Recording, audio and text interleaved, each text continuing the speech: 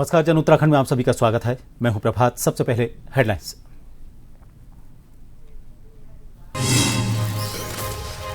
केंद्रीय स्वास्थ्य मंत्री नड्डा का उत्तराखंड दौरा। देहरादून में सीएम धामी ने किया स्वागत। शिव मंदिर में पूजा के बाद विभिन्न कार्यक्रमों में की शिरकत।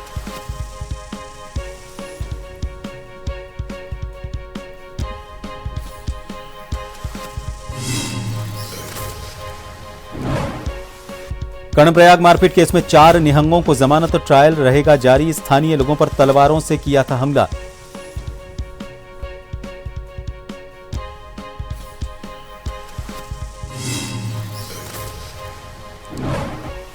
देहरादून में ऑपरेशन प्रहार के तहत कार्रवाई।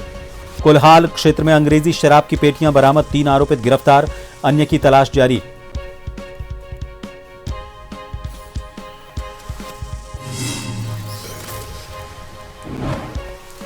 कैलाश मानसरोवर यात्रा के लिए तैयार। देवभूमि 4 जुलाई को पहुंचेगा पहला तीर्थयात्रियों का जत्था। इस बार सिर्फ 38 किलोमीटर पैदल, बाकी सफर वाहनों से।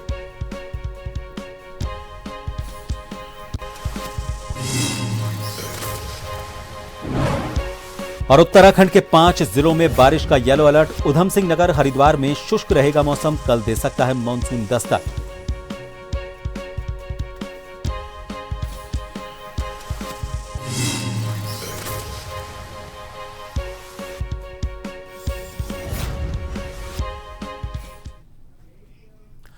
केंद्रीय स्वास्थ्य मंत्री जेपी नड्डा शनिवार को उत्तराखंड पहुंचे। देहरादून के जॉलीग्रांट एयरपोर्ट पर मुख्यमंत्री पुष्कर सिंह धामी ने उनका गर्मजोशी से स्वागत और अभिनंदन किया।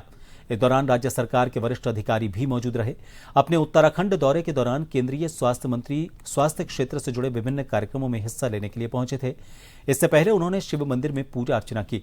इसके साथ ही केंद्र और राज्य सरकार के बीच समन्वय को मजबूत बनाने से जुड़े कई महत्वपूर्ण कार्यक्रमों में भी उनकी सहभागिता रही।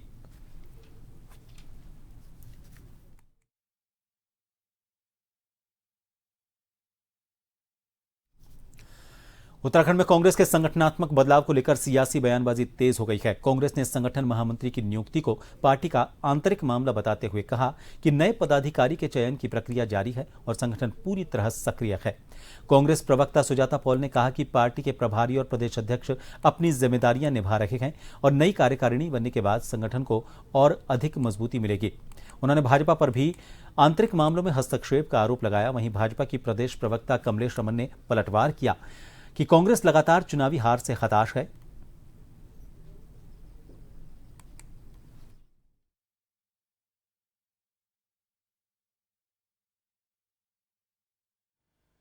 मैं कांग्रेस के लिए सिर्फ एक ही बात कहना चाहूंगी, जिनके भी आप बयान बता रहे हैं या जिनका भी कोई बयान आया है, छाछ तो बोले बोले ये छलनिया भी बोले, जिनका कोई अस्तित्व ही नहीं है कांग्रेस के अंदर, जिनकी 6 साल से कार्यकारिणी ना बनी हो, वो कह रहे हैं भारतीय जनता पार्टी के संगठन पर। अब आप खुद समझ सकते हैं कि कितनी मानसिकता छोटी हो चुकी होगी कांग्रेस के उन नेताओं की, जो भारतीय जनता पार्टी बूथ से लेकर राष्ट्रीय स्तर तक के उन्होंने अपने पद वितरण कर दिए हैं। तमाम जो है हमारी कार्यकारिणियां बन चुकी हैं और जिनका सूत न कपास और लट्ठम लट्ठा चल रही हो, जिनके नेताओं को खुद नहीं पता कि वो किस पद पर विराजमान है, वो कह रहे हैं। तो ये बड़ा हास्यास्पद सा लगता है। निराशा बोलती है ये कांग्रेस की। तो सवाल उठाने की बीमारी है, मगर उनको तो ये बताना चाहिए कि उनके अभी आपने देखा कि महामंत्री, संगठन महामंत्री, उनको हटा दिया गया ना यहाँ से। तो सवाल ये उठता है कि इनके जो नए संगठन महामंत्री, उन्होंने तो ज्वाइनिंग तक नहीं की। तो हमारे यहाँ तो प्रभारी है, हमारे यहाँ अध्यक्ष है, हमारे यहाँ सभी कोई जिस तरह से पहले काम कर रहे थे उसी तरह से काम कर रहे थे। हमारे जिला अध्यक्षों की नियुक्ति हुई है, तो धीरे धीरे करके ही हम करेंगे। हम सत्ता में नहीं है तो इनको तो अपनी चिंता करनी चाहिए, हमारी नहीं करनी चाहिए। नैनीताल की नैनी झील से लगातार दूसरे दिन एक शव मिलने से इलाके में सनसनी फैल गई। शनिवार सुबह मल्लीताल में मां नैना देवी मंदिर के पास झील में एक व्यक्ति का शव मिला था। सूचना पर पहुंची पुलिस ने शव को बाहर निकालकर कब्जे में लिया और पोस्टमार्टम के लिए भेजा। मृतक की पहचान ऑल सेंट्स स्कूल में सफाई कर्मचारी महेंद्र चौहान के रूप में हुई है, जो 50 साल का था। पुलिस को उसकी जेब से 4,500 रुपये नकद भी मिले। प्रारंभिक जांच में आशंका जताई जा रही है कि उनकी डूबने से ही मृत्यु हुई है। हालांकि मौत के वास्तविक कारणों का पता पोस्टमार्टम रिपोर्ट आने के बाद ही पता चल पाएगा।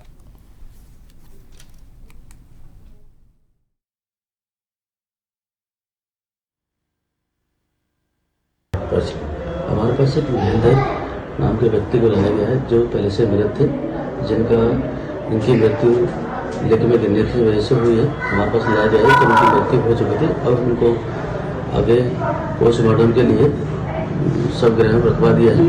आगे पोस्टमार्टम होगा तब उनके अभी स्थिति आपको अवगत रहेगा। देहरादून पुलिस ने ऑपरेशन प्रहार के तहत बड़ी कार्रवाई करते हुए विकासनगर से कुल्हाल क्षेत्र से 120 पेटी अवैध अंग्रेजी शराब बरामद की। चेकिंग के दौरान एक छोटा हाथी वाहन से चंडीगढ़ मार्ग का 91 विस्की की खेप पकड़ी गई है। पुलिस ने हरियाणा निवासी 3 आरोपितों जय सिंह, अमित कुमार और मंजीत को गिरफ्तार किया है। इनके कब्जे से करीब 35,000 रुपये नकद भी बरामद हुए हैं, जबकि तस्करी में इस्तेमाल वाहन को भी सीज कर दिया गया है। पूछताछ में आरोपितों ने खुलासा किया है कि वो लंबे समय से चंडीगढ़ निवासी एक व्यक्ति के लिए अवैध शराब की सप्लाई कर रहे थे और हर खेप पहुंचाने पर 30,000 रुपये मिलते थे। पुलिस ने आबकारी अधिनियम के तहत मुकदमा दर्ज कर मामले की जांच और अन्य आरोपितों की तलाश शुरू कर दी है।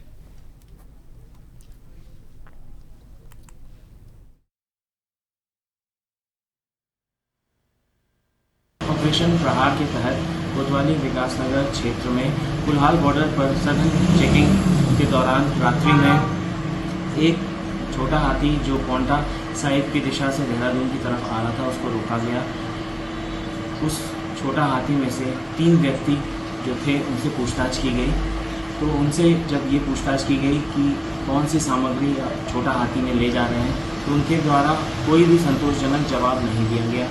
उसके बाद उस वाहन की तलाशी ली गई और उस वाहन में से 120 पेटी अवैध अंग्रेजी शराब बरामद हुई और साथ ही साथ 35,000 नगद भी बरामद हुए।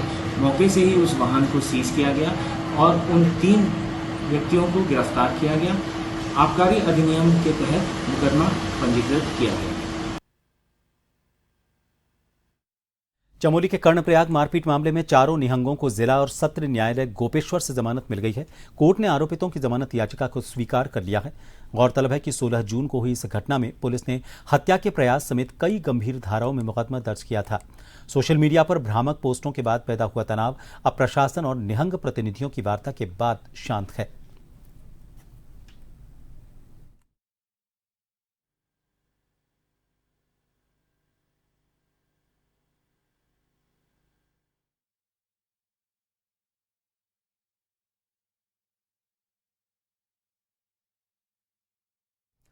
लक्सर के खानपुर कोतवाली क्षेत्र के गोवर्धनपुर चौकी इलाके से 2 दिन से लापता युवती की बरामदगी न होने पर शनिवार को ग्रामीणों का गुस्सा फूट पड़ा। बड़ी संख्या में ग्रामीण और परिजन गोवर्धनपुर चौकी पहुंचे और पुलिस के खिलाफ नाराजगी जताते हुए चौकी का घेराव भी किया। इन परिजन का आरोप है कि समय पर तहरीर देने के बावजूद पुलिस अब तक युवती का कोई सुराग नहीं लगा पाई है। उन्होंने चेतावनी दी कि यदि जल्द युवती को सकुशल बरामद नहीं किया गया तो उग्र आंदोलन किया जाएगा और धरना प्रदर्शन किया जाएगा। स्थिति की गंभीरता को देखते हुए पुलिस अधिकारियों ने मौके पर पहुंचकर ग्रामीणों से वार्ता की और जल्द कार्रवाई का आश्वासन देकर उन्हें शांत कराया।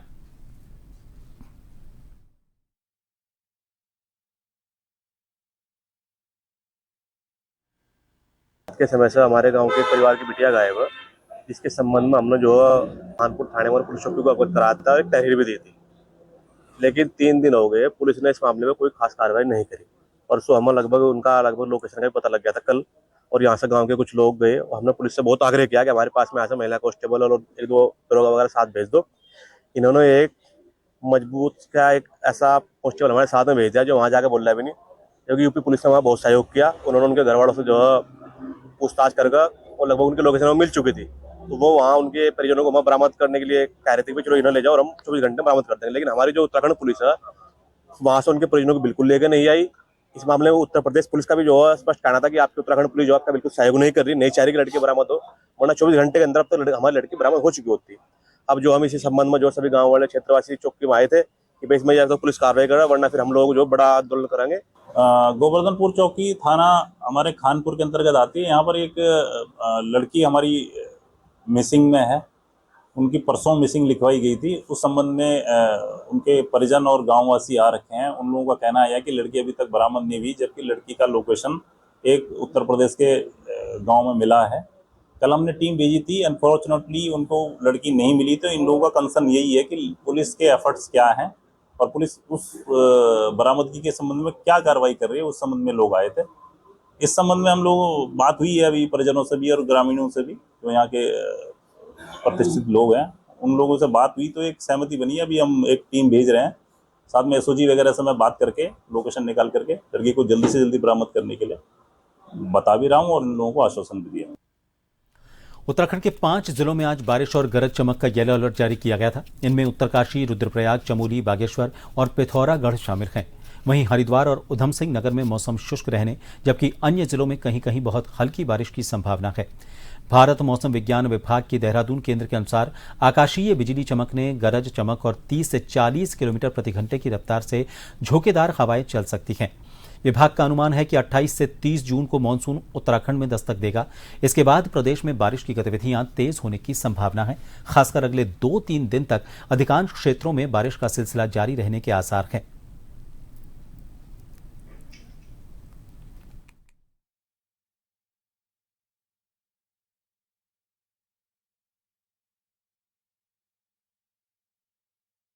पिछले 20 साल से अपनी 3 सूत्रीय मांगों को लेकर एसएसबी प्रशिक्षित गुरिल्लाओं का आंदोलन जारी है। न्यायालय के निर्देश के बावजूद सरकार के द्वारा उनकी मांगें नहीं मानी गई हैं, जिसके लिए कई बार गुरिल्ला दिल्ली सहित राजधानी देहरादून में भी विशाल प्रदर्शन और धरना दे चुके हैं। इसके बावजूद सरकार के द्वारा उनकी कोई सुध नहीं ली गई।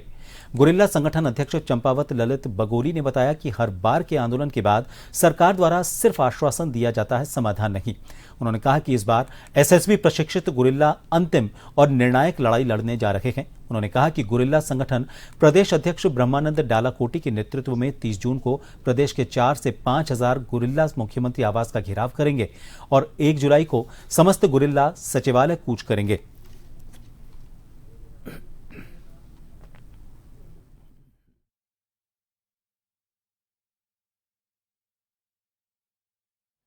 देखो, आंदोलन करते करते लंबा समय हो गया है, सरकार नहीं सुनती है, लगातार हम लोगों को गुमराह करती आ रही है।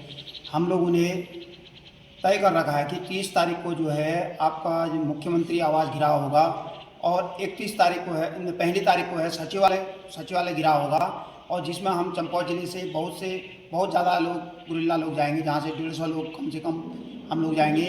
और सभी गुरिल्ला भाइयों से भी मेरा अनुरोध है कि किसी हाल में भी देहरादून पहुंचे, 29 तारीख को देहरादून के लिए कूच करें। प्रदेश निहंगों के मामले में कांग्रेस प्रवक्ता प्रतिमा सिंह ने सरकार पर हमला बोला है। उन्होंने कहा कि यह सब जो हुआ है ये सरकार का फेल्योर है और इतना उत्पात करने वाले निहंगों को वीआईपी ट्रीटमेंट देकर वापस भेजा गया, जो भाजपा के लिए शर्म की बात है। भाजपा ने हमेशा उत्तराखंड के विरोध में काम किया है।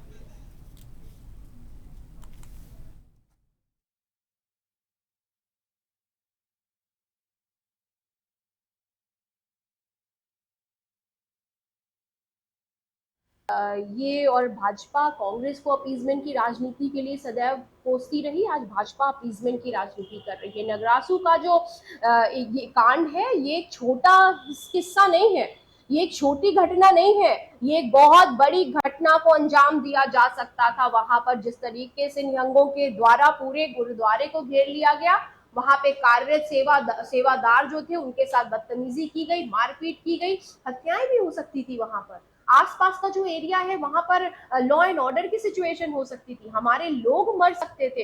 ये घटना है, ये क्राइम है, और इस क्राइम में जो लोग लिप्त थे उनको आप वीआईपी ट्रीटमेंट दे करके उतार के लाए, उनका स्वागत कर रहे थे, उनको आपने जो है वीआईपी रास्ता दिया। कि एक ब्रेक के लिए रुकेंगे, बने रहिए जन टीवी पर।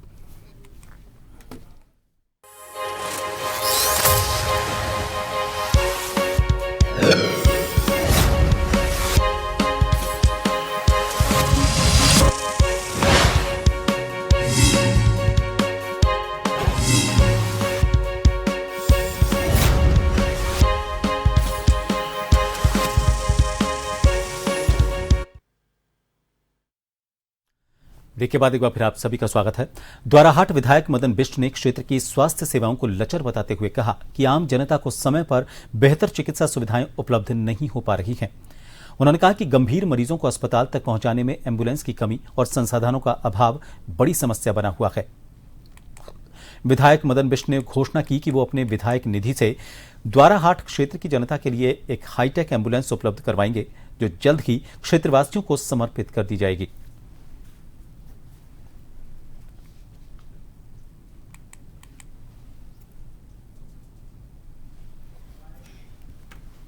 घबराहट की स्वास्थ्य सुविधाएं तो बिल्कुल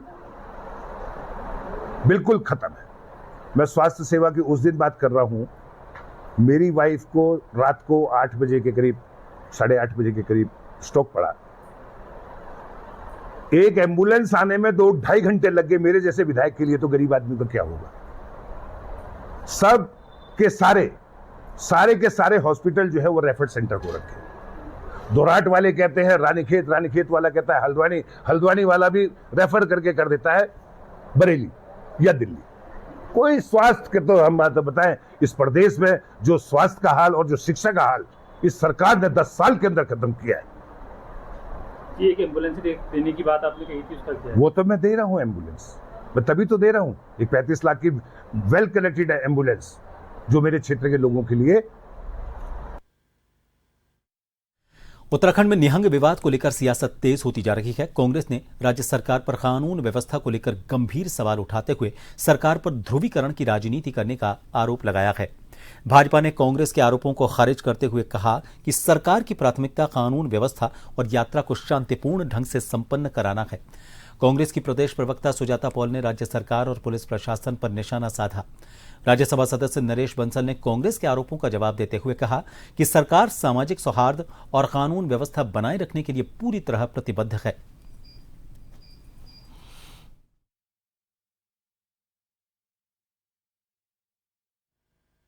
विषय है कि कानून व्यवस्था पूरी तरह से उत्तराखंड की राजधानी में तो खास करके ध्वस्त है, उत्तराखंड में ही ध्वस्त है। आप देखिए उधम सिंह नगर, नैनीताल, हल्द्वानी, आप कहीं पे भी चले जाइए, क्राइम रेट इतना बढ़ गया। लेकिन जो कर्णप्रयाग में हुआ उसके बाद अगर नगरासू में 4 निहंग चढ़ गए गुरुद्वारे में और उनको उतारने में हमारी सरकार नाकाम रही, हमारा प्रशासन शासन नाकाम रहा, हमारी पुलिस नाकाम रही, तो सवाल तो उठते हैं ना कि आप स्थितियों को नहीं संभाल पा रहे।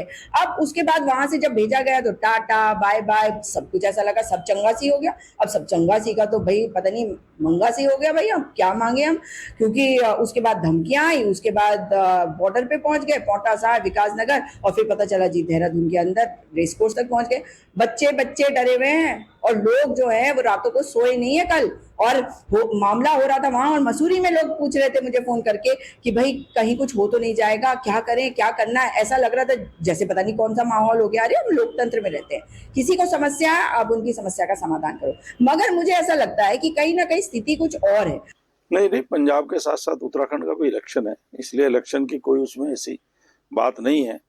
पर शासन प्रशासन को दोनों चीजें ध्यान में रखनी पड़ती है, सख्ती भी करनी है, कानून व्यवस्था न बिगड़े ये भी ध्यान रखना है, और सामाजिक सौहार्द न बिगड़े इसका भी ध्यान रखना है। मैं भी एक वीडियो देख रहा था तो उसमें निहंगों ने कहा है कि हमारा किसी से कोई लड़ाई झगड़ा नहीं है, हम शांति से अपनी यात्रा करना चाहते हैं। अभी मैंने रास्ते में आते हुए वीडियो देखा है, और केवल इतना है कि हमारे जो 4 निहंग जेल में हैं उनकी जमानत हो जाएगी तो हम उनको साथ लेके चले जाएंगे। तो यात्रा है, हेमकुंड साहिब है, हमारी पवित्र यात्रा है, 4 धाम की यात्रा चलती है। सभी को इसमें संयम बनाकर रखना चाहिए। एक आध घटना इस प्रकार की हो जाती है जिसके कारण ये लगता है कि सामाजिक सौहार्द बिगड़ सकता है, लेकिन सभी को प्रयास करना पड़ेगा, सरकार को भी, शासन को भी, प्रशासन को भी और जनता को भी, कि किसी भी प्रकार से सामाजिक सौहार्द न बिगड़े और यात्रा प्रभावित न हो। वरिष्ठ भाजपा नेता सुबोध राकेश अब 2027 के चुनाव के लिए ज्वालापुर विधानसभा क्षेत्र से किस्मत आजमाएंगे। उन्हें पूरा विश्वास है कि वहां की जनता उन्हें भरपूर प्यार और सहयोग देगी। उन्होंने बताया कि जब उनके बड़े भाई कैबिनेट मंत्री थे तो लोगों के सभी काम वही करते थे, और ज्वालापुर की जनता का प्यार भी तभी से उनके साथ जुड़ा हुआ है।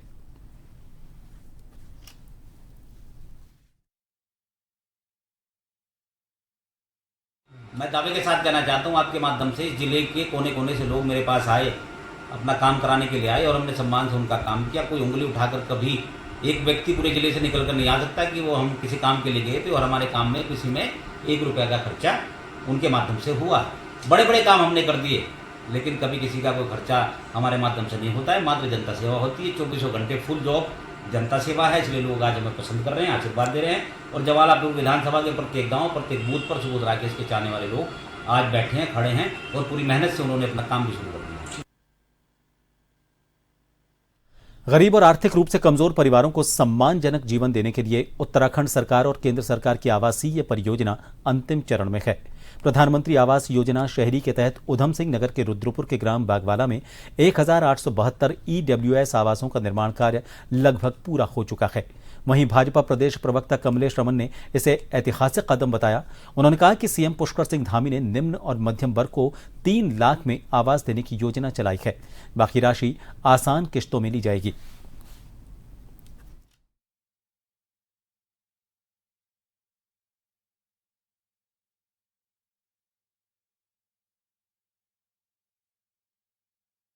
जनता पार्टी चला रही है। हमने यहाँ पर पीएम आवास देकर के अपनी प्रबुद्ध जो हमारे निम्न मध्यम वर्गीय जो लोग हैं उनको आवास देने का काम किया है। हम तमाम जो चीजें हम अपनी मातृशक्ति के नाम से कर रहे हैं, तो जाहिर सी बात है हम गरीबों को और ऊंचा और ऊपर लाने का जो काम कर रहे हैं यहाँ पर, वो सरकार का सराहनीय कदम है। और उसके ऊपर एक बार फिर पुष्कर सिंह धामी जी ने एक नया कदम उठाया है। ऐतिहासिक निर्णय लेने के लिए जाने जाते हैं पुष्कर सिंह धामी जी। और जो यहाँ पर एक निम्न और मध्यम वर्ग के लिए जो आवास की योजना है उन्होंने चलाई है कि 3 लाख में हम यहाँ पर लगभग आवास देने का काम करेंगे। बाकी की जो किस्तें होंगी वो थोड़ी थोड़ी जिस तरीके से भी चाहे ली जाए। तो ये कहीं ना कहीं ऐसी योजना है जो लोग हमारे जो किराए पर रहते हैं, बरसों से लोग रहते हैं, या जो अतिक्रमण की जद में इस तरह के लोग आए हुए हैं, तो कम से कम उनको आवास मिलेगा, वो अपना आवास कह पाएंगे। और उधम सिंह नगर के केलाखेड़ा क्षेत्र की ग्राम पंचायत नकूरा में ग्राम स्तरीय गन्ना कृषक परीक्षण कार्यक्रम का आयोजन किया गया। कार्यक्रम में क्षेत्र के गन्ना किसानों को उन्नत खेती, नई कृषि तकनीकों, अधिक उत्पादन और गन्ने में लगने वाले रोगों की रोकथाम के संबंध में विस्तृत जानकारी दी गई। विभागीय अधिकारियों ने किसानों को आधुनिक कृषि पद्धतियों को अपनाने के लिए प्रेरित करते हुए बेहतर बीज चयन, समय पर सिंचाई और संतुलित उर्वरक प्रयोग के बारे में सुझाव दिए।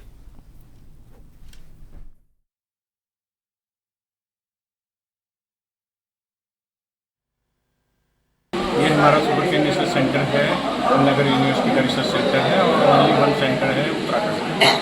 तो हमारे पास गन्ने की सभी प्रजातियाँ उपलब्ध है। जितनी भी जो नई वैरायटी है उन्नतशील प्रजातियाँ हैं और प्रदेश के लिए अनुमोदित है। तो इसी वैरायटी के प्रचार प्रसार के लिए, और चूँकि इस एरिया में गदरपुर मिल बंद हो चुकी है, किसानों में गन्ने की बुआई बंद कर दी है, तो जिससे गन्ने का रकबा बढ़े और किसानों को नई वैरायटी और उनके जीवन में खुशहाली आ सके, इस संबंध में आज यहाँ इस गाँव में ये जो बैठक आयोजित की गई है। और इसमें बड़ी संख्या में जो है किसान प्रतिभाग कर रहे हैं। इसमें सितारगंज चीनी मिल से जो है हमारे DM साधु शर्मा जी आए हैं, हमारे साथी वैज्ञानिक काफीपुर से आए हैं। और किसानों की जो भी समस्याएं रही हैं पहले, उनसे भी मुद्दों को यहाँ पर उठाया जा रहा है, चाहे वो पेमेंट से थी या फिर उनके गन्ना उठान से संबंधित थी या फिर खाद बीज की उपलब्धता के बारे में थी। तो बीज के लिए हमारे जो डिप्टी है ये नवनीत जी, उन्होंने आश्वासन दिया है कि बीज से भी किसानों को उपलब्ध कराया जाएगा शोध केंद्रों के माध्यम से। वर्ष 2018 में झील में समा गए लोअर मॉल रोड के हिस्से के स्थायी ट्रीटमेंट का काम 26 जून तक भी पूरा नहीं हो सका। 3 बार समय सीमा तय होने और बीच बीच में काम बंद रहने के कारण परियोजना लगातार विलंब का शिकार रही है। इससे नाराज कारोबारियों ने लोक निर्माण विभाग की कार्यशैली पर सवाल उठाते हुए ये चेतावनी दी कि यदि 15 अगस्त तक काम पूरा नहीं हुआ तो वो सड़क पर लेटकर आंदोलन करेंगे।